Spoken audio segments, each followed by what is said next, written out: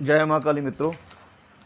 आज का जो टॉपिक है वो ये है कि शक्तियाँ कैसे इंसान का नुकसान करती है कलयुग में। आप लोग सोचते होंगे कि जैसे नाटकों में दिखाया जाता है कि भूत आ गया, प्रेत आ गया और उसने उसको गर्दन काट दी, उसको मार दिया या धरती में गाड़ दिया, या कई प्रकार के जो नाटकों में दिखाया जाता है वैसे ही कहने का मतलब शक्तियाँ कार्य करती है। पर ऐसा नहीं है। ऐसा कार्य जो होता है ये सिर्फ नाटकों में होता है, कलयुग में ऐसा नहीं है। कलयुग में जब कोई किसी के ऊपर मारण छोड़ता है, विदेशन छोड़ता है, उच्चाटन छोड़ता है, तो कैसे वो कार्य करती है आज मैं आपको ये बताऊंगा। क्योंकि काफ़ी समय से इसके लिए मेरे को मैसेज आ रहे थे, तो आज मैं इस टॉपिक पर वीडियो बना रहा हूँ। देखो, जब कोई किसी ने आपके ऊपर मारण छोड़ दिया, मारण भी ऐसे नहीं है कि मंत्र जपने शुरू कर दिया और मारण हो गया, ऐसे नहीं। उस मारण मंत्र की जो दीक्षा गुरु ने जिसने किया हुआ वो मंत्र सिद्ध वो देता है जब वो मंत्र आपको, और आपको विधि पूर्वक बताता है और आपको सिद्धि करवा देता है। तो कैसे होता है मारण?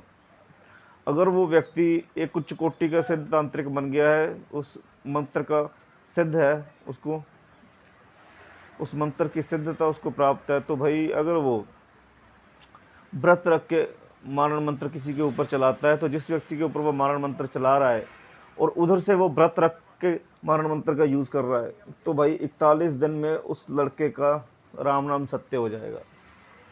कैसे होगा ये भी जान लो। अचानक से एक्सीडेंट हो जाएगा जिसमें बचेगा ही नहीं। आपने सुना होगा ना, अचानक से एक्सीडेंट हो गया भाई, उसमें बचा ही नहीं इंसान। या हार्ट अटैक हो जाएगा,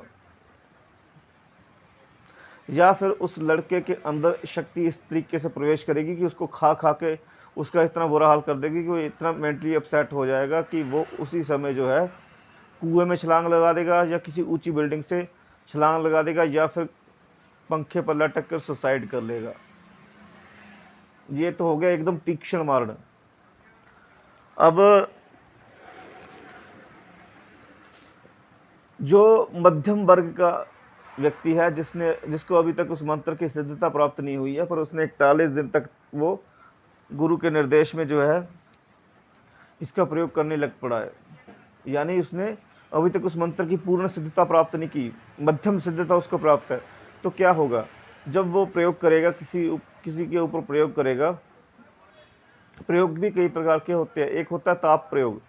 ताप प्रयोग में क्या होता है, व्यक्ति को जो है व्यक्ति की मूर्ति बनाकर मिट्टी की, उसके ऊपर उसको पानी से दूध से बनाकर अभिमंत्रित किया जाता है। उसके बाद उसको अग्नि में रखा जाता है सेकने के लिए। जैसे जैसे वो मूर्ति चटकनी शुरू होगी, अर्थात झड़नी शुरू होगी अग्नि के ताप से, जैसे जैसे उसमें दरारें पड़नी शुरू होगी, वैसे वैसे उस इंसान का बुरा हाल हो जाएगा। पहले उस इंसान को बुखार चढ़ेगा, उसके बाद वही बुखार पीलिया में परिवर्तित हो जाएगा। पीलिया सुना होगा ना आपने, पीलिया में परिवर्तित होना शुरू हो जाएगा। उसका खून मरना शुरू हो जाएगा, खून सारा निचोड़ना शुरू हो जाएगा, उसका पानी बनना शुरू हो जाएगा, और धीरे धीरे उसकी मृत्यु होनी शुरू हो जाएगी अगर कोई मध्यम वर्ग का तांत्रिक है।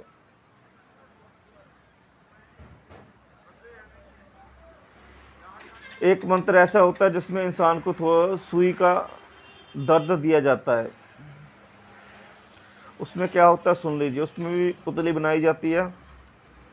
पुतली बनाने के बाद एक सुई ली जाती है, और उस सुई कम से कम 7 बार यूज़ की जाती है, यानी 7 सुइयाँ यूज़ की जाती है 7 बार। जिस इंसान ने वो मंत्र सिद्ध कर लिया हो, वो मंत्र ज़्यादातर बजरंगबली बाबा जी का मंत्र बताया जाता है। उसमें जब वो एक सुई लगाता है तो उस व्यक्ति को जहाँ पर वो सुई लगाएगा वहाँ पर असहनीय पीड़ा होनी शुरू हो जाएगी, और जब फिर वो दूसरी सुई लगाएगा, जैसे जैसे जैसे जैसे स्थानों पर वो सुई लगाता जाएगा वहाँ वहाँ पर दर्द होनी शुरू हो जाएगी। वो व्यक्ति का जितना मर्जी इलाज कर लो, उसके दर्द का कोई सलूशन नहीं निकलेगा। वो सिर्फ इंसान को पीड़ा देने के लिए की जाती है। पर अगर उसने वो सुई उसके आर पार टपा दी तो उसका राम नाम सत्य हो जाएगा। अगर वो सातों की सातों सुई उसने आर पार टपा दी, तो जहाँ पर सुई लगाई हुई होगी वहाँ पर भयंकर रोग हो जाएंगे, जो कैंसर का रूप धारण कर लेंगे और वो मर जाएगा।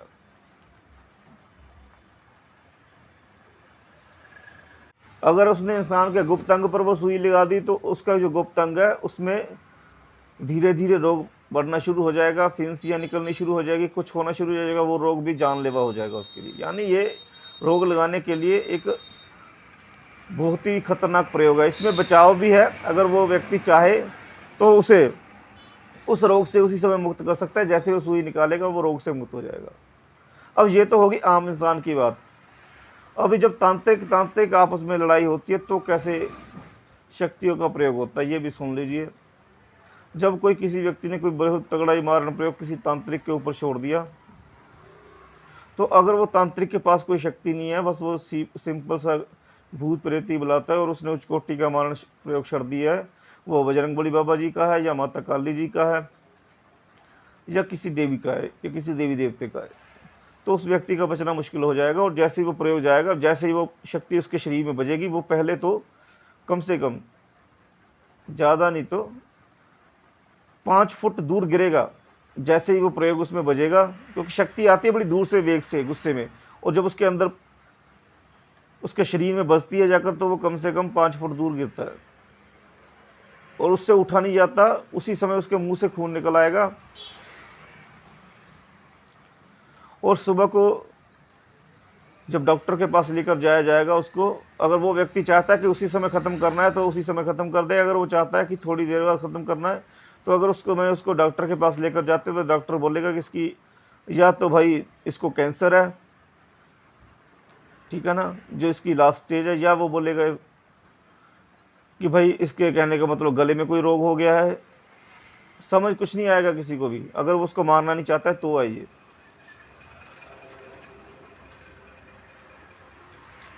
कोई बोलेगा कि मस्तक की नस फट गई है, कईयों में कान में खून आ जाता है, जब प्रयोग करते हैं कईयों में कान में से खून निकलता है तो कहता है कि माथे की नाड़ी जो है फट गई है, इसका बचना मुश्किल है। अब ऐसे कई प्रकार के प्रयोग होते हैं। वो कहते हैं कि हम सिर्फ कोशिश कर सकते हैं, अगर वो व्यक्ति उसको थोड़ा देर जीवित रखना चाहता है तो। मारण प्रयोग वापस भी लिया जाता है, ऐसा नहीं कि नहीं लिया जाता है, मारण प्रयोग लिया भी जाता है वापस।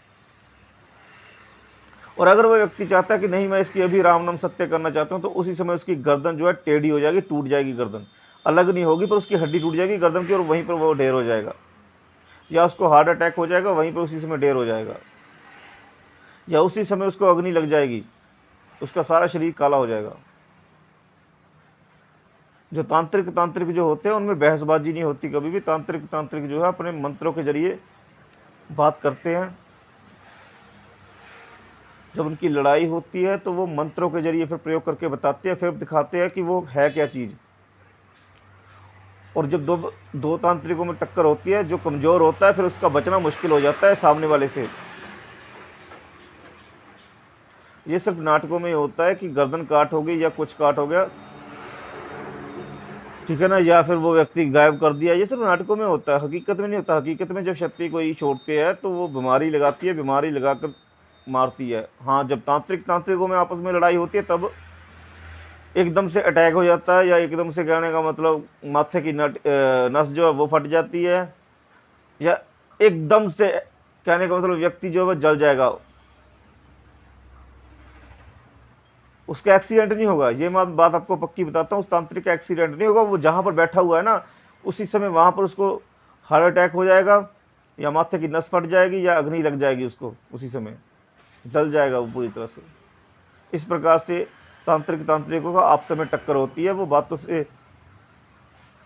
बातें करके अपना समय व्यर्थ नहीं करते हैं, वो अपनी शक्तियाँ भेजते हैं, ताकि जब दूसरे व्यक्ति के पास शक्ति जाती है तो उसको पता चलता है कि वाकई में मैंने किसके साथ टक्कर ले ली। और जब वो क्षमा भी मांगते हैं तो फिर शक्तियों के जरिए क्षमा मांग होती है। शक्ति जाकर बताती है कि वो क्षमा मांग रहा है, तो उसके हाथ में होता है कि उसको छोड़ना है कि नहीं छोड़ना है। जय माँ काली, मत आपको सभी प्रकार के सुख प्रदान करे। आज मैंने जो आपको ये बताया ये आपको समझ में आ गया होगा। इसलिए मैं कहना चाहूँगा कि बेकार में देखो, किसी अपने थोड़े से अहंकार के लिए आप कभी भी किसी तांत्रिक से पंगा ना ले, क्योंकि कई बार क्या होता है, कई लोगों को होता है कि हम भूत प्रेत ये जादू टोने या तंत्र मंत्र हम नहीं मानते, जो करना है कर लो। कईयों को ऐसी आदत होती है, तो मैं ये कहना चाहूँगा कि कृपया आप ऐसी चीज़ें कभी भी किसी ऐसे तांत्रिक को बिल्कुल भी ना कहें, नहीं तो लेने के देने पड़ सकते हैं। अगर वो एक ढोंगी तांत्रिक हुआ फिर तो अच्छा है, आप बच जाओगे। पर अगर कहीं वो छोटा सा भी ज्ञान जानता हो तंत्र मंत्र के बारे में, तो आपको फिर कोई नहीं बचा सकता।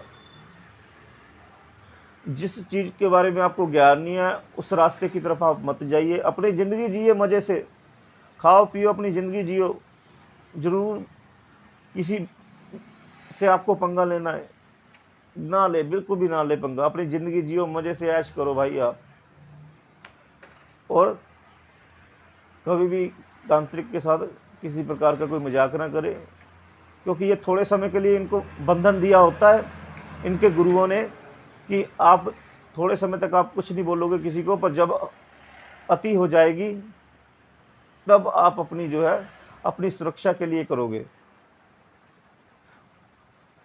तो जय माँ काली, माता आपको सभी प्रकार के सुख प्रदान करे और आपको सभी प्रकार की खुशियाँ प्रदान करे।